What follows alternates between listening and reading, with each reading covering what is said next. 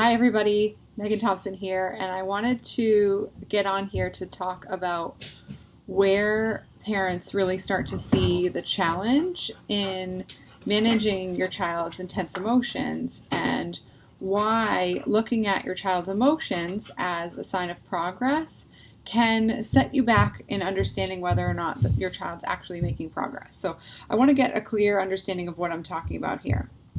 This is part of my science series that we're doing right now and understanding the research behind a highly sensitive personality trait and what you need to do to address the problem. My dog is saying hi, so excuse me for that. What we're addressing at this point is when you are struggling and you're parenting your child, and highly sensitive parents of highly sensitive kids can say this to me all the time, that you start to notice, and it's hard to discern when you're experiencing daily meltdowns, when you're making progress. Because if your child's experiencing a big emotion every day, whether that be outbursts or meltdowns or irritability, if your child's experiencing that intense amount of negative emotion on a daily basis, then you have a problem on your hands. When we think about that intense emotion, whether that lasts for 5, 10, 20, 30 minutes, sometimes hours, I've seen it all, guys. What we want to really get very clear on is where you're struggling and why you're not progressing. And one of the things that I see for parents of highly sensitive kids is that you start to look at your child's own emotions and see whether or not that is really giving you a clear picture of what's leading you to get some progress. Now, I see lots of you are here live. Drop an emoji, say hi. If you're catching this on the replay, you know the drill, #replay. Let me know you're here. Post questions, comments, etc. as we keep going.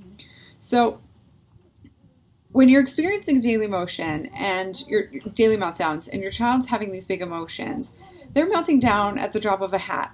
And you're walking on eggshells. And sorry guys, my dog is, leave it. And they're walking on eggshells and you're having that problem. Your child is struggling in that moment. You're really struggling in the sense that you don't know what to do. You're waiting for the other shoe to drop. You're holding your breath. And at that point, it gets to the point where you start to get used to it.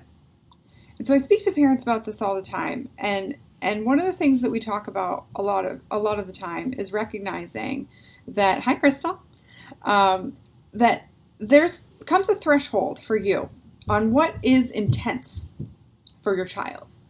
And when you start to look at positive emotions, you think about the roller coaster of a highly sensitive kid, and their emotions, if they're having daily meltdowns, they're experiencing their meltdowns on a roller coaster, then what you as a parent can start to do is start to get used to that roller coaster. And you start to look at the highs and lows as part of your normal everyday life. And when that happens, you start to change your perspective of what's typical for your child. And you start to actually change your perspective of what's possible for your child and for your family as well. So one of the things that we talk about when parents get on the phone with me is we talk about goals. We talk about where you want to be. And what I know is to be true is that there are very many of you who don't see how different life can be because you've been dealing with this for so long. So I really want to get clear on this and where your barriers are so that you get a clear understanding of why you're stuck and what you need to do to fix it. So when you're at that point where daily meltdowns are just a part of your life, and they've been going on like that for years, the challenge that you're having at this point is that you've started to become numb to that, and your child has become numb to that as well. But your child's numbness is showing up in a different way. The numbness for your child is showing up in a way that they're starting to spiral and worry about their own perspective of themselves. They're starting to feel like a bad kid. They're starting to really get core into understanding what their personality is. I am a bad child. I am not good at this. I am afraid of my meltdowns, and so I can't go do this thing because I might melt down. Or I don't want to be disappointed, so I'm not even going to be interested in soccer anymore. And so we start to see that as a part of your child's personality, and you as a parent might start to see that as a part of your personality. My kid used to be interested in those things, but now she's more of a quiet child. And so I really want to get clear of this because, guys, you've heard me say this before, that introversion and extroversion does not go hand in hand with being a highly sensitive kid. You can be highly sensitive and also be extroverted. And so if your child's starting to shy away and change their interests, that is a clear indicator that your child is getting used to the fact that their big emotions are too big and they're out of control. And so they're starting to come to a new reality. Now, one of the big speakers in the field of changing your own emotional experience and how that changes your personal experiences in life is Dr. Joe Dispenza, and he says your personality creates your personal reality. And that really speaks to me, quite frankly, in my work with parents often, because what we know to be true is that you as a parent have started to change your personality as well based on your personal reality. And so you start to get complacent and you can start to get used to where your standards changed. And so I'm not saying that ineffective behavior from your child is now appropriate, but it's just more widely accepted in your household as a part of life because you haven't figured out how to get out of it. And I really want you guys to take a clear look of that, because it is very, very possible for you to parent a highly sensitive child and not experience daily meltdowns, not experience weekly meltdowns. It takes a significant amount of shifting and a significant amount of change that you guys need to do to make this happen. And it has to take a certain type of personality to want that. And I have to say that if it's gotten to the point where you've started to get used to that, guys, then what's going on here is that you've changed your personality, and you might no longer view yourselves as those go-getters or those hard workers, because as a result, you've started to change what you think is possible for your family. And the reason why that's happening is because you started to change what's possible for your kid first, and then you changed what's possible for your family. But you might observe that. But what's very clear to me, and I want to call this out, is that before you even started to change what's possible for your child, you changed what's possible for you as a parent, as a human being who's allowed to feel her own feelings, who's allowed to observe her own experiences, and who's allowed to decide how you want to live your life for your family and for yourself as a parent. And so when you start to change what's acceptable to you, then you start to change what's acceptable for your child, and you start to change what's acceptable for your family.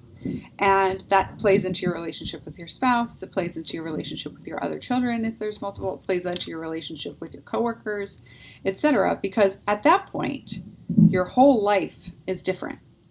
And what we notice is that this isn't happening with one fell swoop.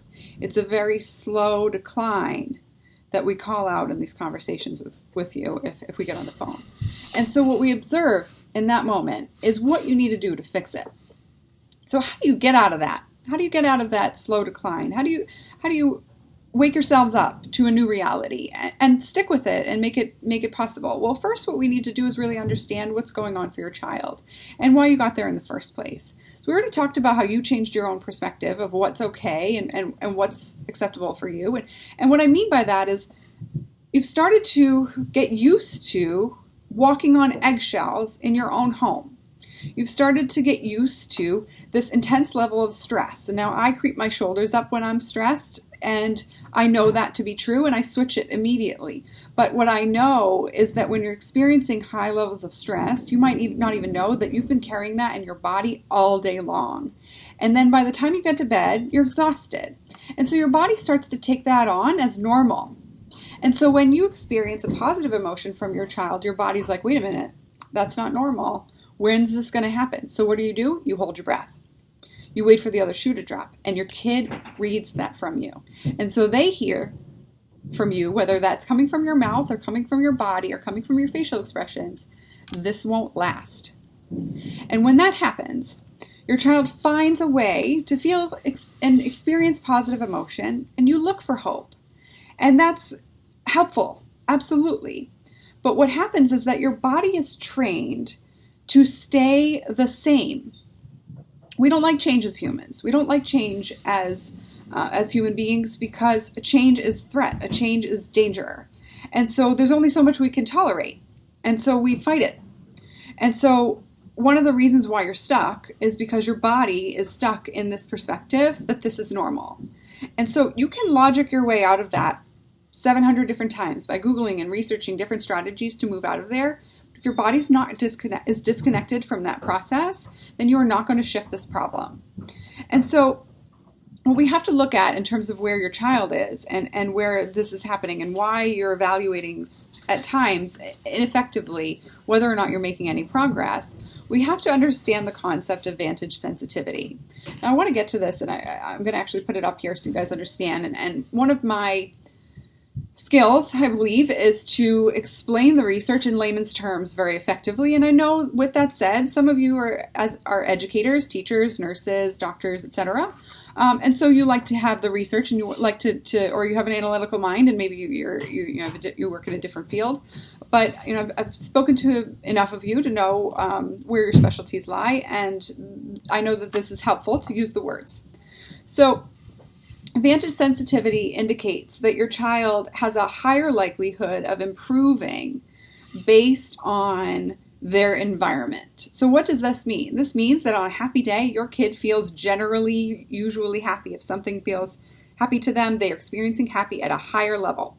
Okay, so that is a key indicator for you if you're gauging the roller coaster of emotions as a sign of progress, that you're making progress. But what's not happening is whether or not you're evaluating the environment in your home as a whole, your emotional home for your entire household. Where do you guys live emotionally on a daily basis? Are you typically in overwhelm? Are you typically stressed? Are you typically communicating to your child that she needs to hurry it up? Are you typically wondering whether or not the other shoe is going to drop? If that's happening, then your emotional home is at anxiety, frustration, overwhelm. And so your child's not going to make consistent, lasting progress if that's where you guys live on a daily basis. So you have to change that. And one of the things that we do, when I work with clients directly, is we evaluate that first, because you can't look at your child's positive emotions as a sign that things are getting better. Because I've done this for long enough to know that your child can experience positive emotion for a fair period of time, 2 weeks, for example, where you just feel like you have a fluke. And then you start to get used to that and say, oh, great, this is wonderful. And then when it flips back on its head and things go back to normal, you start to wonder whether or not that positive emotion that your child was experiencing was really accurate, or how you can get that back. But what you're not noticing is that there are ingrained patterns in how you experience your own emotions and how you express those to your child, and how your child's expressing her emotions to you. And when that happens, your child is not able to communicate clearly what they need, because in general, they've become complacent to anxiety. So why is this a problem? Aside from what we've already talked about, one of the reasons why this is a huge problem is because when you change your emotional experiences and how you communicate your needs to your kid, we got to get out the door on time. You need to wear clothes to school, even though they're all itchy. You need to get ready for soccer, even though you don't want to go. I have to get to work on time. Porter, leave it. He just went out, guys. I don't know what he's whining about. Come on. That's my thought. Something frustrating to me happened today, and I need you to get your act together. When you're setting those expectations for your child, or you can't hit your brother, or you need to do your homework before you watch TV or before you do this activity. When you're setting those expectations, the way you do it and the way you set it forth is so much more important than whether or not your child knows how to do the activity.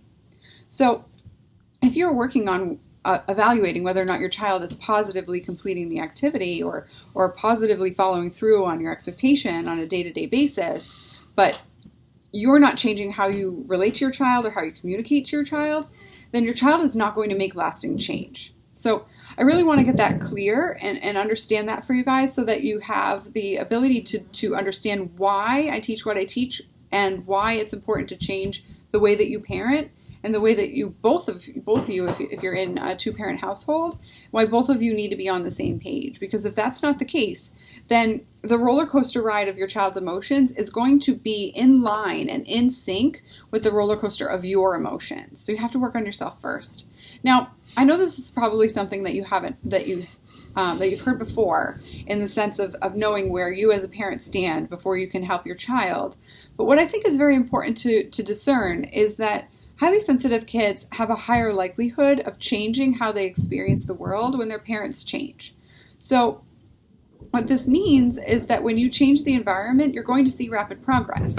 And I think at times we can, as parents of highly sensitive kids, you can compare your child's experience or your child's ability to progress to other children who take a while to change what's going on. And it can lead you to get skeptical about how fast we can make this change. Now, I help my clients change their emotional experiences and eliminate daily meltdowns in as little as 8 weeks.